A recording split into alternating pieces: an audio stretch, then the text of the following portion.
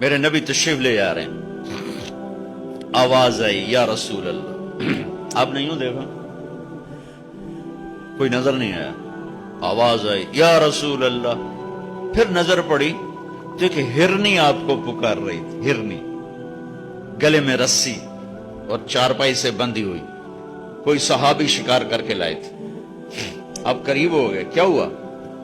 کہا آپ کا غلام مجھے شکار کر کے لایا ہے، مجھے پتا ہے میرے ساتھ کیا ہونا ہے، میرے چھوٹے چھوٹے بچے ہیں، آپ مجھے چھوڑ دیں، میں دودھ پلا کے واپس آ جاؤں۔ آپ نے کہا اگر تو واپس نہ آئی تو پھر اللہ مجھے جہنم میں ڈال دے، جہنم تو انسانوں کے لیے، ان جانوروں کے لیے تو ہے نا۔ تو آپ نے اس کی رسی کھول دی اور وہیں بیٹھ گئے، کیونکہ پرائی چیز تھی،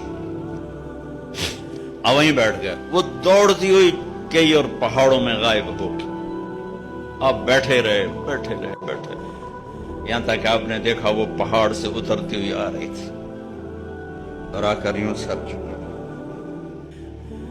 یا رسول اللہ میں حاضر ہو گیا۔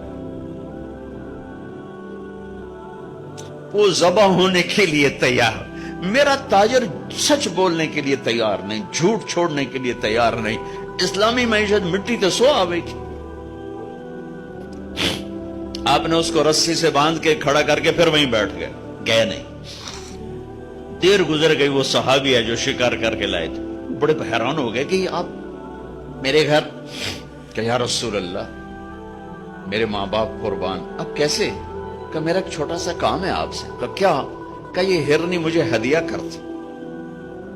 کہ یا رسول اللہ آپ کے لیے تو جان بھی قربان ہے، یہ آپ کیا فرما رہے؟ کہ نہیں بس مجھے ہرنی چاہیے۔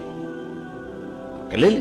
تو آپ نے اس کی رسی کو کھولا اور کہا الحقی بأہلک، جا بچوں کے پاس چلی جا، سچ نجات دیتا ہے، جھوٹ ہلاک کر۔ تو اس ہرنی نے نا آپ کو دیکھ کر یوں سر جھکا، آپ کے سامنے شکریہ کے طور پر پھر تھوڑا سا گئی، پیچھے مڑی، آپ کو دیکھا اور پھر یوں سر جھکایا، پھر تھوڑا بھاگی، پھر آگے گئی، پھر پیچھے مڑی، پھر آپ کو دیکھا اور یوں سر جھکایا۔ جب تک وہ آپ کو رسپانس دے رہی تھی آپ کھڑے تھے، یہاں تک کہ وہ آنکھوں سے اوجھل ہو گئی تو آپ اپنے گھر کو واپس گئے۔ پہلے ان تاجروں کو ہرنی جتنا سچ سکھا دو، پھر اسلامی معیشت پر بھی بات کر لیں۔